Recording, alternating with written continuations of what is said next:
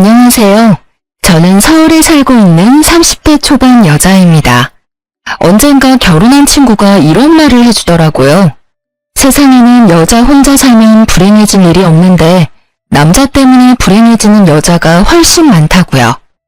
결혼 전에는 무슨 말인지 언뜻 이해가 가지 않았었는데 이제는 확실히 알 것 같아요.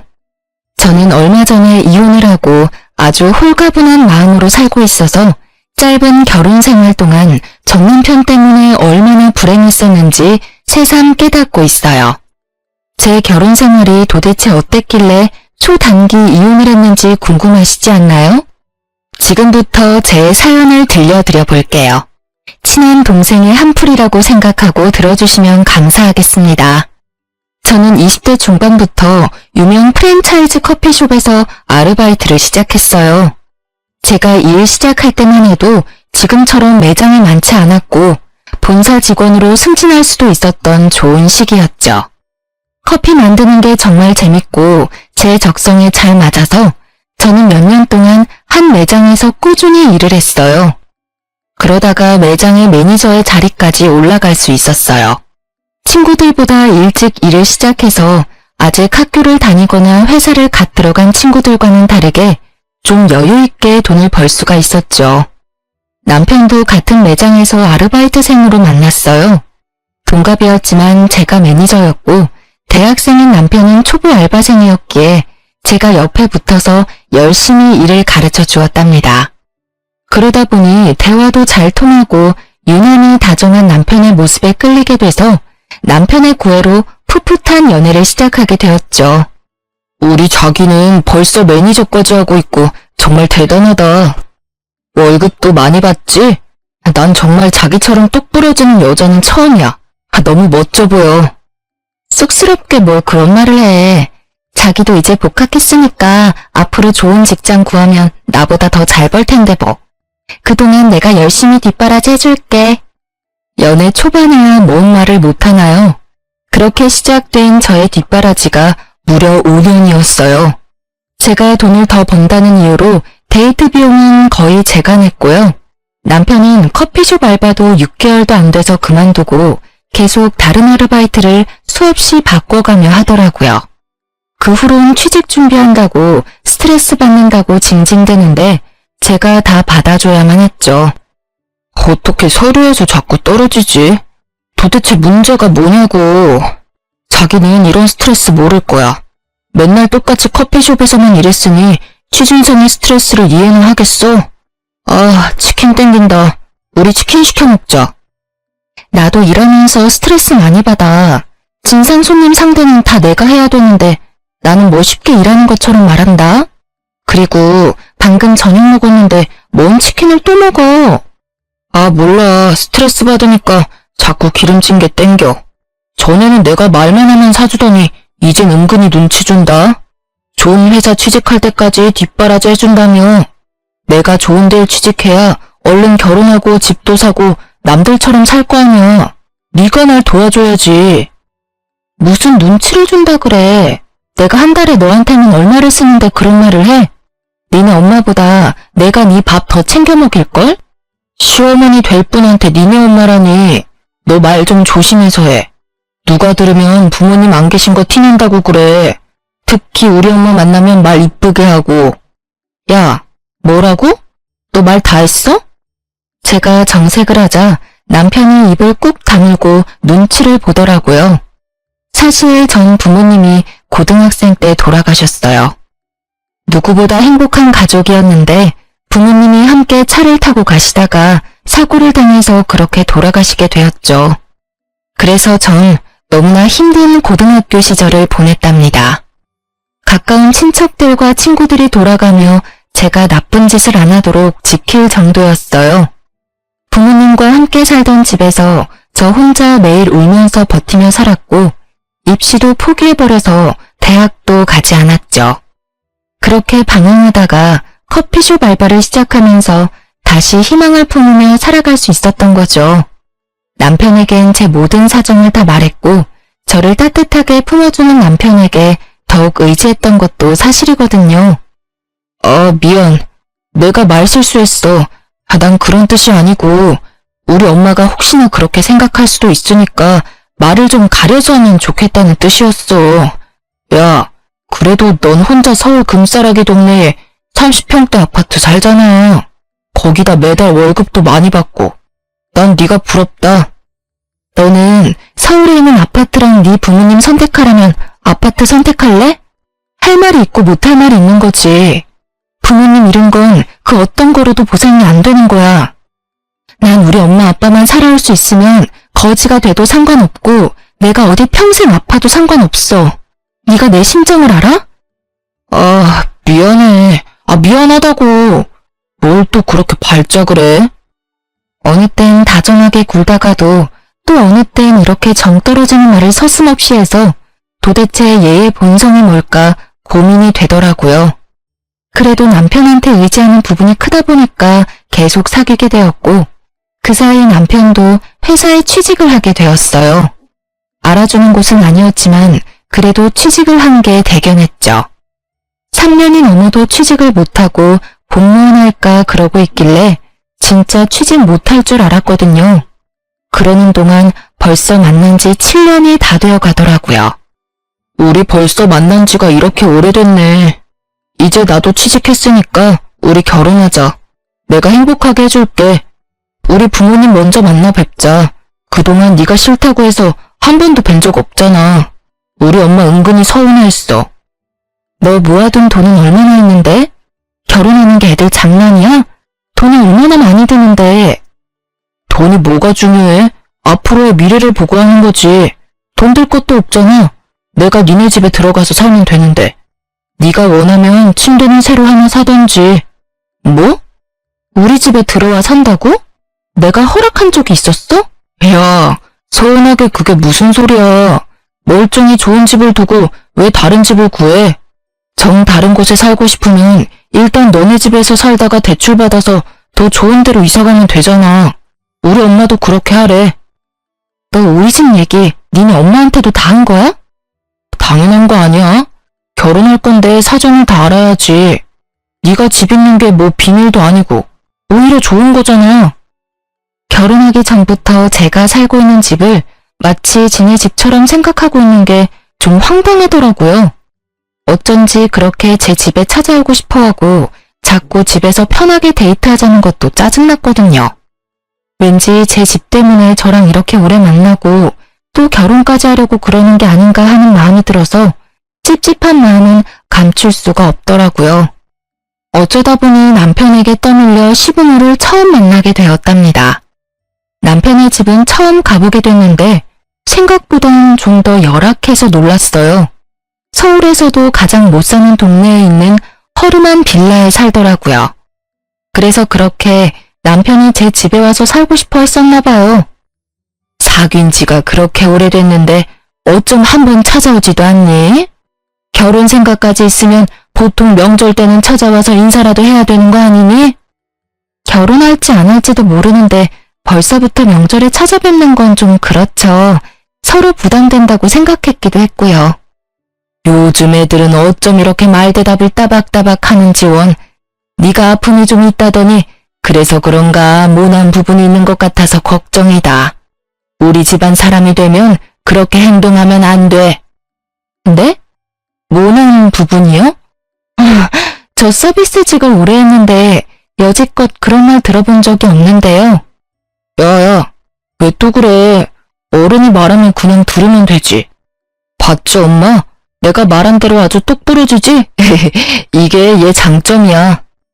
이게 장점인지 소방 맞은 짓인지는 두고 봐야 알겠고 내가 경철이한테 들었는데 부모님이 안 계신다면서? 결혼식 준비는 누구랑 할 거니? 그래도 어른이 같이 해야 될 거 아니니? 결혼식은 그냥 작게 했으면 해요. 전 부를 사람도 별로 없고요. 사실 전 안 해도 상관없는데 어머님 생각은 다르실 수 있으니까요. 우리 경철이가 도둑장가 가는 것도 아니고 왜 결혼식을 안 해? 내가 그동안 다니면서 뿌린 축의금이 얼만데. 네가 잘 모르겠으면 내가 알아서 준비할 테니까 그렇게 알아라. 그리고 신혼집은 경철이한테 들었는데 네가 지금 사는 집에서 살기로 했다며? 네, 뭐 일단 너무 바빠서 집을 따로 구할 시간도 없고요. 어차피 결혼해도 크게 달라질 것도 없으니까 경철 씨만 들어와서 살면 될 것 같아요. 듣자 하니까 아파트가 35평이라며? 방이 몇 개야? 방은 3개예요. 그래? 그럼 딱이네. 집도 넓은데 우리가 같이 들어가서 살면 어떠니? 그래도 방 하나 남네. 그건 나중에 손주 태어나면 우리 손주방 하면 되고. 아무리 제가 부모님이 없어도 시부모가 제 부모님이 남겨주신 집에 들어와서 산다는 건 말이 안 되는 거 아닌가요? 이 사람들은 제가 얼마나 만만하면 이런 말을 내뱉는지, 시모의 말을 들으면서도 똑바로 들은 게 맞는지 정말 믿어지지가 않을 정도였어요. 남편과 시부는 이미 서로 말을 맞춘 듯 했어요. 가만히 제 입이 떨어지기를 기다리고 있더라고요. 아, 그건 좀 안 될 것 같은데요. 제 부모님이랑 같이 살면서 추억이 많은 집이라서, 그래서 사실 경철 씨와 같이 사는 것도 좀 망설여졌거든요. 아니, 뭐 우리가 같이 살면 더러워지기라도 한단 말이야? 우리가 새로운 가족인데 새 가족이랑 새 인생 시작한다고 생각하면 되지. 아무래도 그건 안 될 것 같아요. 죄송해요. 대신 신혼집 근처 작은 평수 아파트로 이사하시는 건 어때요?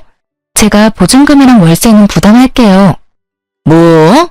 우리 보고 지금 월세를 살라는 말이냐?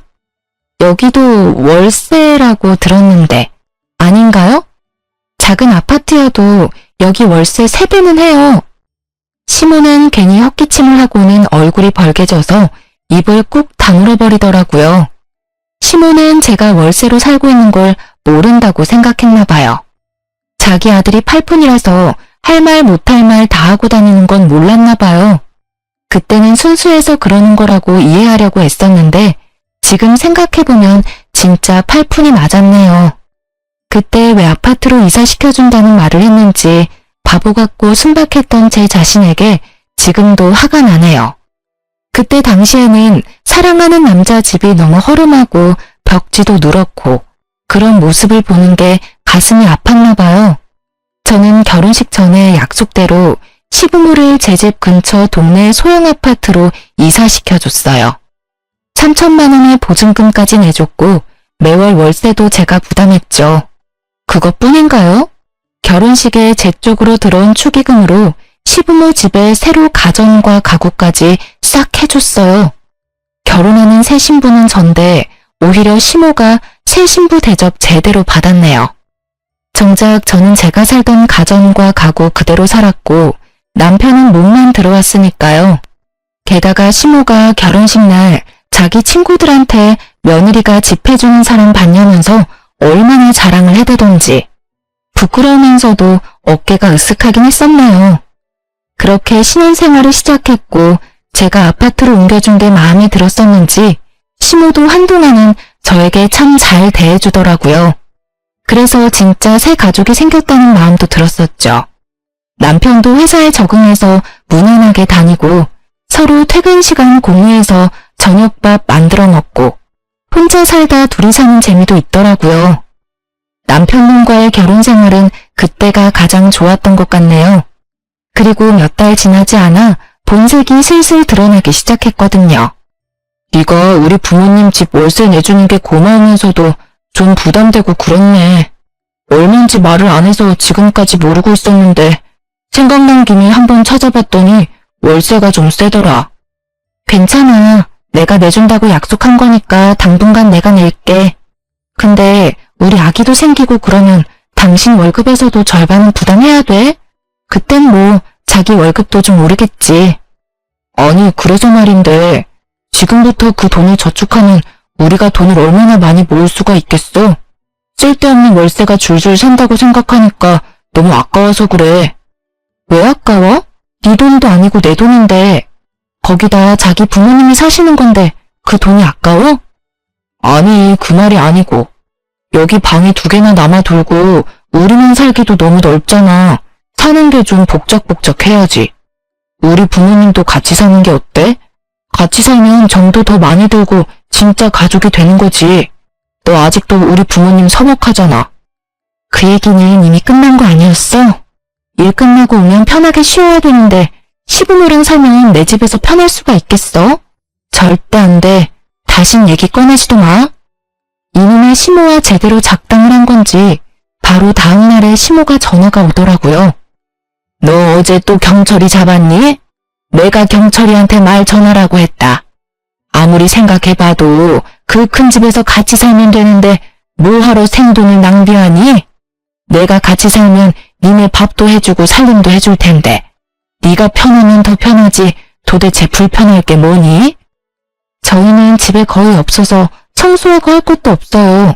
청소도 로봇 청소기 돌리면 되고요. 요리도 간단하기만 해서 별로 치울 것도 없어요. 아니 뭐라고? 도대체 뭘 해먹길래?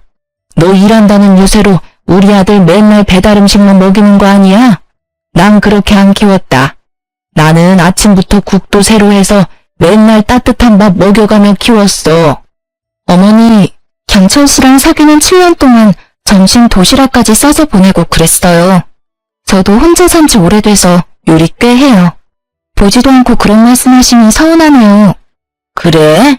그래, 어디 한번 얼마나 대단한지 기대하마. 명절 때 네 솜씨 제대로 보여주면 되겠네. 아휴, 무슨 말을 못하게 쏘아대니? 아주 집 하나 가진 게 유세다 유세야. 시모는 원하는 대답을 듣지 못하자 화를 내면서 전화를 끊어버리더라고요. 저야말로 왜 이렇게 남편과 시부모 집도 아니면서 내 집에 이렇게 관심이 많고 집착을 하는지 이해가 가지 않았어요. 제가 아니었으면 아직도 그 곰팡이만 나는 빌라에서 살고 있었을 거 아닌가요? 평생 살아보지도 못했을 아파트에서 이사시켜주고 월세까지 내주는데 도대체 어디까지 욕심을 부리려는 건지 너무 화가 났어요. 그 후로도 남편이 계속 말을 꺼냈지만 저는 정색하고 대꾸도 하지 않았죠. 몇 번 시도해도 안 되니까 포기했는지 같이 살자는 말은 더 이상 안 하더라고요. 저는 남편 놈이나 시모한테도 너무 질려버려서 당연 시댁도 찾아가지 않았고 그렇게 또 몇 달의 시간이 지나갔죠. 그러다가 또 다른 일이 터지고 말았어요. 제가 퇴근하고 집에 들어왔는데 남편이 씩씩대며 저를 노려보고 있더라고요. 그러더니 서류 봉투 하나를 저한테 팍 던지는 게 아니겠어요. 저는 영문을 몰라 서류 봉투 안을 들여다보았어요. 이건 또 어디서 찾았어? 야, 우리가 진짜 부부고 가족이냐? 나한테 또 속이는 거 있어? 너는 그러고도 남으래야 어떻게 지금까지 감쪽같이 속여? 너 진짜 무서운 애다. 아니, 말은 정확하게 해야지. 이게 왜 속인 거야? 이게 우리 재산도 아니고 너랑은 전혀 상관이 없는 건데 내가 너한테 다 말해야 돼? 당연하지. 부부인데 당연히 모든 걸 말해야지. 내가 이거 안 찾았으면 너 평생을 비밀로 했겠네? 와, 진짜 정 떨어진다. 아니, 그건 우리가 결혼하기 전에 내가 물려받은 아파트인데 왜 너한테 말해야 되냐고. 네 집이 아닌데. 그나저나 너 그건 어떻게 찾았어? 내 서랍을 다 뒤졌어? 내 물건 좀 찾으려고 살펴보다가 우연히 봤다. 네 아파트라고? 야, 우리가 부부인데 우리 공동 재산이지. 넌 아파트가 2채나 있으면서 우리 부모님은 월세를 살게 하냐? 진짜 니네 부모님이면 네가 그랬겠어? 시부모를 남으로 생각하니까 그렇게 행동한 거지. 진짜 너무하네. 그건 우리가 이혼한다 해도 내 명의고 내 재산이야. 너한텐 아무 권리가 없어. 너야말로 월세 보증금 할 돈도 없으면서 이 정도 아파트에서 공짜로 살면 그것만으로도 나한테 고마워해야 되는 거 아니야? 니네 부모 집도 내가 월세 내주는데 너는 어떻게 고맙다는 말 한마디를 안 해? 그리고 지금 그 집은 세입자가 있어. 근데 세입자 쫓아내고 니네 부모 데려다 살게 하니? 니네 부모? 말 또 저렴하게 한다 진짜. 세입자 있으면 다달이 월세도 받는 거네? 그렇게 돈을 긁어모으면서 내 월급에서 생활비는 왜 받아가냐? 가뜩이나 코딱지만큼 버는데. 야, 말 좀 바로 하자. 그럼 내가 니네 부모 집 월세에다가 각종 보험하고 공과금도 다 내는데 내가 생활비까지 다 내야 돼? 그럼 넌 뭐하고? 넌 월세도 안 내고 여기 사는데 네가 요리를 하기를 해, 청소를 하기를 해. 야, 차라리 그럴 거면 나 혼자 사는 게 100번 낫겠다. 내가 너무 손해라고 생각하지 않아? 내가 이런 네 모습에 정이 떨어지는 거야. 무슨 여자가 이렇게 계산적이고 드센지 한 번 말하면 지질 않지 아주. 네가 남편을 이렇게 개무시하는데 내가 밖에 나가서 길을 펴고 일을 하겠냐? 우리 엄마가 한 말이 딱 맞아 아주. 제가 어디 틀린 말 했나요? 여러분이 생각해도 제 말이 다 맞지 않나요? 저야말로 왜 결혼을 하고 그 집안에 휘말려 들어가서 들어가지도 않을 생돈을 다 부담하고 살아야 하는지 이해가 되지 않기 시작했죠. 남편이랑 살아서 신나고 즐거운 것도 아니고 싸움하는 날은 점점 늘어가고 심호는 매일 집 타령으로 전화가 오고 안 받으면 몇십 통을 하고요. 제가 다른 아파트가 있다는 걸 팔푼이인 남편님이 바로 말을 했겠죠. 역시나 바로 불이 나도록 전화가 오더니 그래도 받지 않자 심호가 밤에 집으로까지 찾아왔답니다. 너는 집에 있으면서 왜 전화를 안 받아? 너처럼 시어머니를 대놓고 무시하는 애는 살다 처음 본다. 저도 퇴근하고 지금 방금 들어왔어요. 근데 무슨 일이세요? 너 다른 아파트가 또 있다는 게 정말이냐? 그걸 감쪽같이 속인 거야? 속인 게 아니고 말씀드릴 필요가 없어서 안 드린 거예요. 지금 그것 때문에 이렇게 화가 나신 거예요? 그럼 당연하지. 우리가 가족이 맞긴 하니? 어떻게 우리한테 감쪽같이 속이고 월세를 따박따박 받아서 네 주머니에 챙기고 있었던 거야? 어머니, 말을 이상하게 하시네요? 제가 어머니 아파트를 뺏어다가 숨긴 것도 아닌데 꼭 그런 것처럼 말씀을 하시네요. 왜 화를 내시는지 전혀 이해도 안 가고요. 긴 말할 거 없고 우리가 이 집에서 같이 사는 게 그렇게 싫으면 지금 세주고 있는 아파트 세입자 내보내. 우리가 거기 들어가서 살 테니까. 그럼 월세 낼 필요도 없잖아. 나도 우리 집에서 마음 편하게 살 수 있고. 우리 집이라... 심호의 말을 듣고 있으니 심호가 제 집을 어떻게 생각하고 있는지 확실히 알 수 있었어요.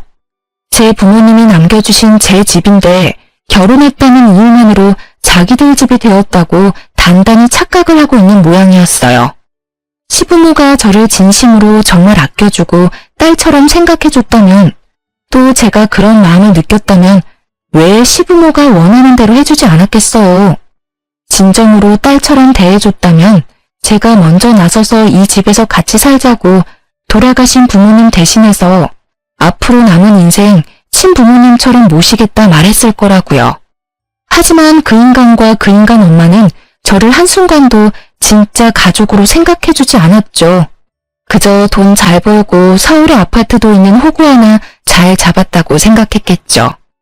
지금 돌아보면 그 인간이 정말 저를 사랑했던 건지 아니면 제 집을 사랑했던 건지 솔직히 잘 모르겠네요.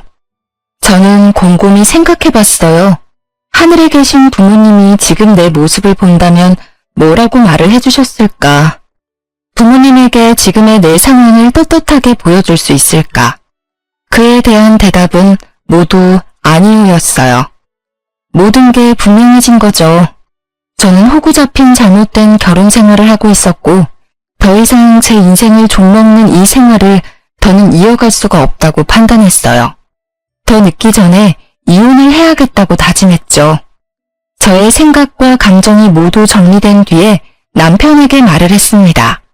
우리 마주보면서 서로 웃었던 게 언젠지 기억도 안 나네. 입만 열면 매일 싸우기 바쁘고 싸움 끝은 항상 아파트로 끝나고. 나는 더 이상 못하겠어. 우리 이혼하자. 뭐? 이혼? 누구 마음대로 이혼을 해. 내가 뭘 잘못했는데? 네가 드디어 본색을 드러내는구나. 그거 아파트 있는 거 들키니까 이혼하자는 거지? 너는 남편보다 그 아파트가 더 좋냐? 뭔 말도 안 되는 소리를 하고 있어. 너야말로 어떻게 모든 얘기가 아파트로 끝나? 집착도 정도껏 해야지. 그래, 네가 나 몰래 그 아파트 팔아먹을까봐 불안해서 못 살겠다. 너는 지금 사는 집도 혼자 가지려고 나한테 무슨 수를 써도 쓸 놈이야. 당장 이혼해. 내가 바람을 폈냐? 너를 때리기를 했냐? 이혼이 무슨 개 이름인 줄 아냐? 난 이혼 절대 못해. 이혼할 거면 이 집 팔아서 반은 나 줘. 안 그럼 소송 걸어서라도 반반으로 나눠 가질 거야. 그래, 이 집을 놔두고 네가 쉽게 이혼을 하겠다고 할 리가 없지. 그래, 네가 원하는 대로 어디 한번 소송으로 가보자.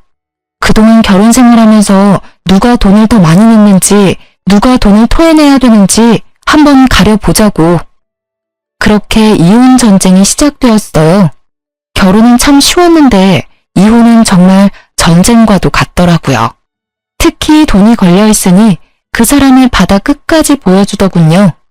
시모는 정말 미친 사람처럼 온 힘을 다해 이혼을 막으려고 별수를 다 썼어요. 어느 날은 울면서 전화해서 이혼하지 말라고 사정을 하다가 어느 날은 갑자기 집으로 쳐들어와서 어린애처럼 땡깡을 부리기도 하고요. 제가 무응답으로 일관하자 아주 싸늘한 얼굴로 집에 또 찾아왔더군요. 내가 그렇게 부탁을 했는데 이혼 소송을 건다고? 네가 진짜 미쳤구나. 이건 경철 씨랑 제 문제예요. 어머님은 좀 나서지 말아주셨으면 좋겠는데요. 뭐라고? 이 싸가지 없는 게 봐주는 것도 한계가 있어. 그러니까 부모 없는 애는 거두면 안 된다는 소리가 있는 거야. 머리 검은 짐승은 이래서 정을 주면 안 돼. 이혼이 그렇게 쉽냐? 그렇게 인생을 막 살면 하늘에 있는 네 부모가 퍽이나 좋아하겠다. 아줌마, 말 좀 가려서 해요. 막말로 아줌마가 나를 거뒀어요? 내가 아줌마랑 아줌마 아들을 거둬준 거지. 집 해주고 용돈도 주고 월세도 내주고. 누가 누굴 거뒀는데 뭔 정신 빠진 소리야? 왜? 이제 호구가 없어진다니까 아주 겁나 죽겠나 보지? 뭐? 아줌마? 이게 미쳤나? 이 되바라진 게 진짜? 시모가 순식간에 제 머리채를 잡고 흔들어대기 시작했어요. 순간적으로 일어난 일이라 너무 당황스러웠지만 이내 정신을 차리고 시모의 손목을 움켜잡고 비틀어 버렸죠. 시모가 얼굴이 벌개져서 노으라며 악을 쓰더라고요. 아줌마, 정신 차려. 요즘 시대에 어디 함부로 손모가지를 눌려요? 아들은 이혼 소송에 엄마는 폭행죄로 경찰서 한번 가보려고 그래요. 저는 시모에게 빽 쏘아대고 시모의 팔을 팍 밀어버렸어요. 시모가 놀랐는지 어버버하며 저를 쳐다보다가 안 되겠는지 얼른 내빼더라고요. 저는 아빠 친구분한테 소개받은 변호사와 상담해서 이혼 소송에 들어갔어요. 그리고 바로 다음 행동으로 들어갔죠. 저는 시부모가 살고 있는 아파트로 향했어요. 아파트 앞에서 저를 기다리고 있던 중년의 남성분과 인사를 나누고 함께 엘리베이터를 타고 올라갔습니다. 배를 누르고 시모가 같이 간 남자의 얼굴을 보더니 얼른 문을 열어주더군요. 어머, 부동산 사장님이 연락도 없이 여긴 어쩐 일이세요? 예, 안녕하셨죠? 시모는 부동산 사장님 옆에 서 있는 저를 발견하고는 흠칫 놀라더라고요. 아니, 얘는 여기 왜 있어? 둘이 같이 온 거예요? 저는 아무 말도 하지 않고 집 안으로 불쑥 들어갔어요. 그 뒤를 이어 부동산 사장님이 들어오고 시모도 얼떨떨한 얼굴로 들어와 문을 닫더군요.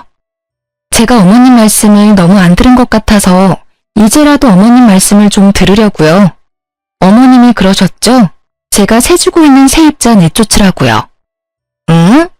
그래, 그랬지. 네가 웬일이냐 내 말을 듣고. 그래서 그 세입자 내쫓고 우리가 거기서 살면 되는 거냐? 이혼은 안 하기로 경철이랑 말이 잘 된 거야? 제 말에 시모가 화색이 돌아 신나게 떠들기 시작했죠. 그동안 세입자한테 너무 친절하게 대해줬는지 주제를 모르더라고요. 이번 기회에 확실하게 지 자리가 어딘지 좀 알게 해주려고요. 당장 집 빼고 나가요. 지금 이혼 소송 중이고 어차피 이혼은 정해진 거니까 그만 질척대고 내 집에서 꺼지라고요. 아니, 그게 무슨 말이야? 이 집을 나가라는 소리야?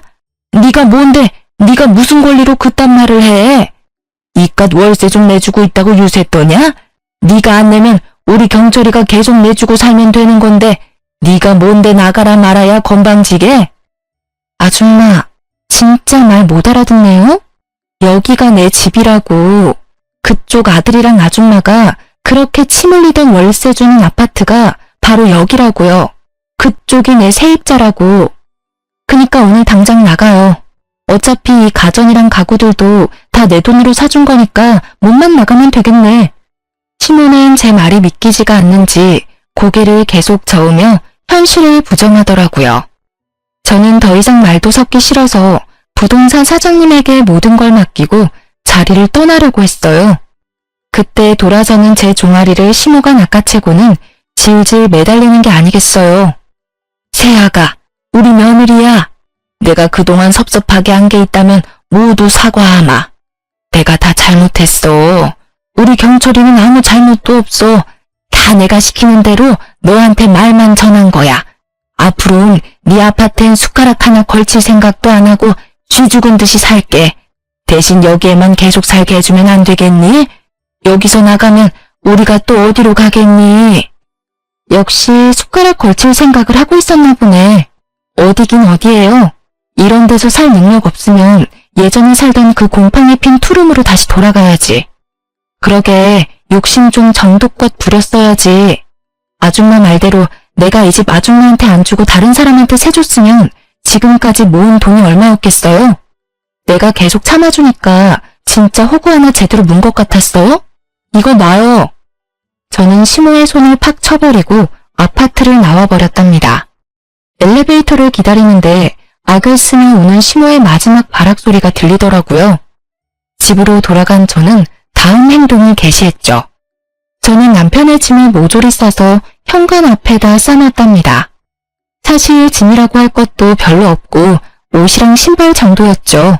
거의 다 제 돈으로 사서 입혔던지라 그냥 다 버려버리고 싶었지만 거지한테 적정하는 셈 치고 그냥 다 가지고 가라는 마음으로 박스에 다 처박았답니다. 그리고 현관 비밀번호도 바꿔버리고 남편이 찾아와서 문 열라고 소리 지르고 난리칠 게 뻔했기 때문에 저도 집을 나와버렸어요. 저야 뭐 이혼 소송이 진행될 동안 호텔에서 살아도 될 정도로 돈은 있거든요. 그놈에게 말은 안 했지만 돌아가신 아버지가 대기업 임원을 하셨기 때문에 집 말고도 아버지 고향의 땅도 꽤 있고 물려주신 주식이랑 현금도 꽤 되고요. 남편 놈에게 다 말하지 않은 게 얼마나 다행인지 몰라요.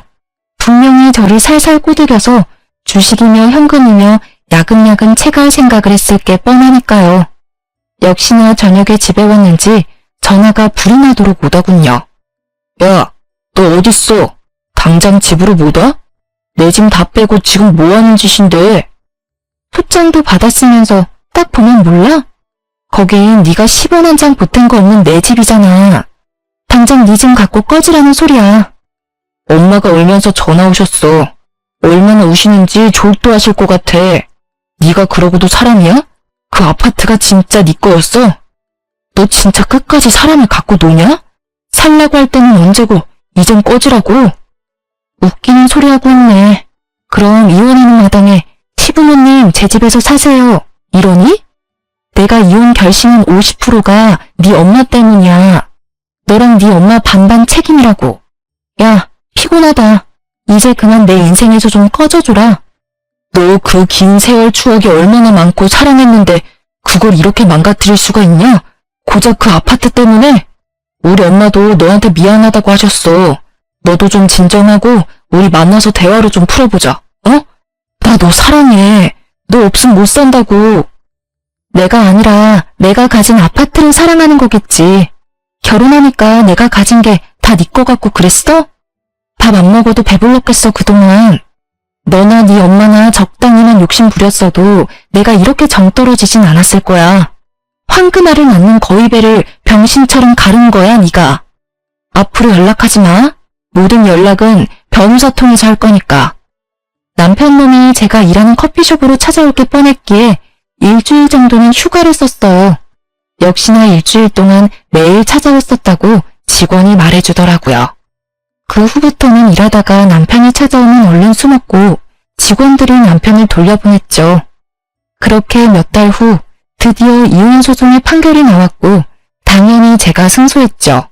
남편은 아파트를 반반으로 나눠야 한다는 말도 안 되는 주장을 펼쳤지만 제가 결혼하기 전부터 가졌던 저의 재산이니 당연히 기각됐고요. 오히려 생활비나 공과금을 다 제가 냈기 때문에 남편한테 위자료를 받아낼 수 있었죠. 물론 8년을 매일 붙어있다가 헤어지면 혼자 살아갈 수 있을지 허전하진 않을지 걱정도 되었는데요. 이혼이 확정되고 남편 놈이나 그놈 엄마한테서 드디어 놓아줬다는 생각을 하니 어찌나 홀가분하고 행복했는지 몰라요.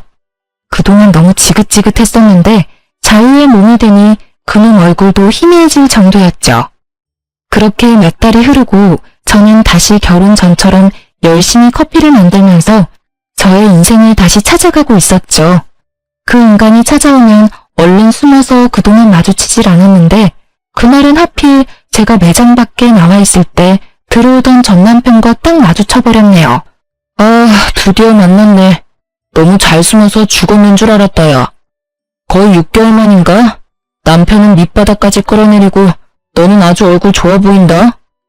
말하는 꼬라지하고는 이혼한 마당에 왜 자꾸 여길 찾아오는 거야? 이렇게 만났으니 내가 마지막으로 말할게. 다신 여기 찾아오지 마. 또 찾아오면 그땐 업무방해죄로 경찰 부를 거야. 아, 네가 뭔데 오라 말아야. 여긴 누구나 올 수 있는 커피숍이야. 그리고 네가 여기 주임이라도 돼? 끽해야 매니저 주제에. 매니저로 일하는 게 도대체 몇 년이냐? 넌 인생에 발전이 없어. 솔직히 말해서 죽은 니네 부모가 남겨준 집 말고 네가 뭐 별 볼 일이 있냐? 정신상태 불안정한 거 불쌍해서 걷어주니까 우리 부모님을 무슨 도둑 취급하면서 이혼 소송까지 걸고 너 때문에 우리 엄마 충격받아서 치매 초기랜다. 어떻게 책임질래? 나야말로 너 고소할 거야. 너 같은 걸 믿고 결혼까지 했던 내가 불쌍하다. 너야말로 코딱지 같은 회사에서 최저임금 받고 일하는 주제에 누구한테 발전을 운우네? 그러는 넌 니네 부모가 뭐 개뿔 남겨줄 거라도 있어? 아, 있네. 니네 엄마랑 너랑 분수 모르고 남의 거 탐하는 게 똑같네. 물려받았나 보다. 뭐? 이게 진짜 보자 하니까? 전 남편이 저를 때리려는 듯이 팔을 확 올리더라고요. 그걸 본 남자 직원이 얼른 달려와서 팔을 딱 막아주었죠. 사장님, 괜찮으세요? 이건 또 뭐야? 그새 남자라도 생겼냐? 근데 뭐? 사장님이라고? 이 매니저, 이 인간한테 이 커피숍이 누구 건지 좀 말해줄래? 1년 전에 사장님이 인수하셨죠. 사장님이시죠? 그 인간, 그 말을 듣고 입이 딱 벌어져서 다물지를 못하더라고요. 왜냐하면 제가 운영하는 이 지점은 매출이 높기로 유명한 걸 전 남편도 알거든요. 네가 여기를 인수했다고? 그럴 돈이 어딨어서? 아니, 돈이 있다고 해도 본사에서 너한테 넘긴 게 말이 돼? 네가 뭐라고? 너나 나를 호구로 하고 우습게 알겠지. 내가 본사 소속으로 이 매장에서 일한 게 12년이다. 평생을 변두리 빌라 월세로 사는 넌 뭐 상상도 못할 액수겠지만 이 정도 매장 인수할 돈이 있어, 내가. 아니, 1년 전에 인수한 거면 이혼 전이잖아. 아파트도 모자라서 이것도 속였던 거야? 너 진짜 치가 떨리게 무섭다. 말하면 내가 뭐 어떻게 할까봐? 부부 사이에 비밀이 없어야지. 너는 진짜 사악하고 무서운 년이야. 그 콧구멍만한 아파트도 그렇게 침을 흘렸는데 내가 이 큰 매장 사장이라는 걸 네가 알았어 봐. 너란 위인을 내가 몰라? 넌 당장 회사 때려치고 여기 점장한다고 징징거리면서 졸랐을 놈이야. 그러다가 지가 사장 행세하겠지. 네 엄마는 맨날 여기 출근 도장 찍어가며 지 아들이 여기 사장이라고 사돈의 팔촌 다 끌고 와서 공짜 커피 달라고 생떼 썼을 거고. 상상만 했는데도 벌써 지긋지긋하다. 이제 잘 알았지? 여기 내 거니까 다신 여기 그림자도 비추지 마. 또 오면 바로 경찰서 끌고 갈 거니까 각오해. 난 한다면 하는 거 잘 알 거야. 전 남편은 벌개진 얼굴로 주먹을 꽉 쥐고 파르르 떨더라고요. 오래 만난 사이다 보니 저놈이 어떤 생각을 하는지 빤히 보였죠. 이 매장이 자기 것이 될 수 있었는데 그 기회를 놓쳤으니 얼마나 속에서 열불이 나겠어요. 저는 차갑게 전 남편을 지나쳐서 매장으로 들어갔죠. 전 남편은 한참을 매장 앞에서 망부석처럼 굳어있다가 터덜터덜 발길을 옮기더라고요. 사장님, 또 왔어요. 저기 밖에서 왔다 갔다 하고 있는데요. 괜찮아. 만약 들어오면 이 매니저가 좀 내보내줄래? 매번 이런 부탁해서 미안해. 안 들어오면 그냥 두고. 이게 무슨 부탁이에요. 당연히 해야 되는 일이죠. 저 손님 때문에 매장 분위기가 이상해지니까 민폐 손님 내쫓는 것도 다 업무의 일환 아니겠어요? 그 후로도 종종 커피숍 밖에서 힐끔거리는 전 남편을 발견하고 직원들이 말해주었는데요. 전 신경도 안 쓰고 제 할 일만 했죠. 그러다 보니 점점 오지 않았고 어느 순간 안 보이더라고요. 누구나 올 수 있는 오픈된 장소이다 보니 사실 언젠간 또 기웃거릴 수도 있다는 생각이 들긴 하는데요. 오랫동안 저와 함께 일하면서 저를 지켜주는 든든한 직원들이 있어서 위기 상황이 와도 겁나지는 않을 것 같아요. 제가 사장이지만 저는 커피를 만들고 매장에서 활기차게 일하는 순간이 정말 좋고 제가 살아있는 걸 느낄 수가 있어서 이렇게 매일 나와서 계속 일하고 있어요. 하늘에 계신 저의 부모님도 제가 씩씩하게 살아가는 모습을 보셔야 안심하실 것 같다는 생각도 들고요. 전 남편이 와서 행패를 부리는 순간이 오더라도 저는 저의 매장을 지키며 매일매일 열심히 일을 할 거랍니다. 세상에 혼자 남겨져서 저를 진심으로 아껴줄 가족을 만들고 싶었기에 전 남편과 그놈 부모에게 나름대로 최선을 다했어요. 부모님이 없다고 대학 못 갔다고 무시해서 마음의 상처를 입어도 괜찮은 척하며 바보처럼 헤헤거렸고요. 계속 그 집구석에서 벗어나지 못하고 살았다면 부모님이 남겨주신 재산도 다 뺏겼을 수도 있다고 생각하니 가슴이 철렁한데요. 사람을 너무 믿고 대책 없이 결혼을 결정한 건 정말 후회스럽지만 그래도 1년의 결혼 생활만 하고 단칼에 그 집구석을 끊어버린 건 정말 스스로도 대견하게 생각하고 있어요. 다시 혼자 남겨지는 게 두렵기도 했지만 부모님은 제가 행복하게 사는 걸 바라실 거라는 생각만을 하며 단호하게 끊어냈던 것 같아요. 당분간은 일만 하고 저 혼자서도 잘 사는 연습을 해보려고 해요. 혼자서도 잘 살아야 다른 누군가를 또 만나도 함께 잘 살 수 있으니까요. 제 사연 들어보셨는데 어떠셨나요? 여러분도 저도 혼자서도 당당한 인생 멋지게 살아가요. 제 이야기를 들어주셔서 감사합니다. 행복하세요.